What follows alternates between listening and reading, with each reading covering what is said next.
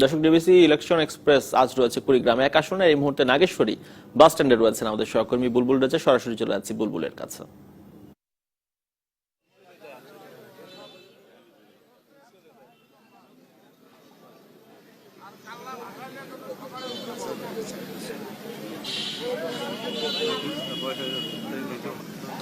নাগেশ্বরী এবং বুরঙ্গমারী উপজেলা নিয়ে গঠিত কুড়িগ্রাম 1 সংসদীয় আসন।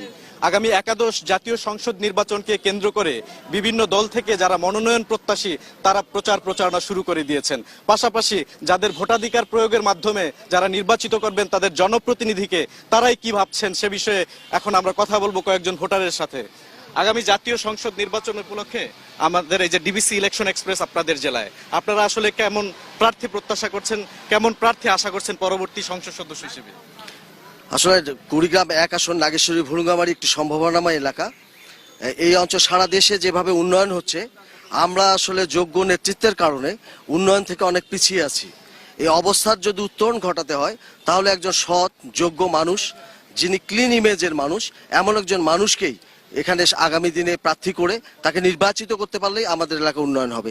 যেমনটি আমরা দেখেছিলাম যে একজন মানুষ যিনি মোস্তফা সাহেব, যিনি আপনার মন্ত্রী এমপি না হয়েও তিনি আমাদের এই অঞ্চলের জন্য কাজ করেছেন।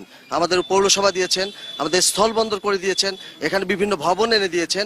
তো এরকম একজন মানুষকে যদি আমরা আগামী দিনে আমরা আনতে পারি তাহলে এই অঞ্চলের উন্নয়ন নিশ্চিত হবে বলে আমি মনে করছি। ধন্যবাদ আপনাকে। আমি একটু আপনার কাছে জানতে চাইবো, আপনারা আসলে আপনাদের প্রত্যাশা কি? আমাদের ধন্যবাদ। নাগেশ্বরী ভুরুঙ্গামারী কুড়িগ্রাম 1 আসন, এই আসনে আমাদের বিগত নির্বাচনে আমাদের এই অঞ্চলের মানুষ অনেক কষ্টে আছে। সঠিক নির্বাচনের মাধ্যমে তারা রায় দিতে চায়, জনগণ এই রায় দিবে এবং এই রায়ের মধ্যে আমাদের প্রার্থী সাইফুর রহমান রানা ভাই এখানে জয়যুক্ত হবে এবারে, এই বলে আমার কথা শেষ করছি। আল্লাহ। ধন্যবাদ ভাই। আপনার কাছে একটু জানতে চাই, আপনারা কেমন প্রার্থী প্রত্যাশা করেন? ধন্যবাদ। আমরা আমাদের অত্র এলাকার উন্নয়নের জন্য নেতৃত্বের পরিবর্তন চাই।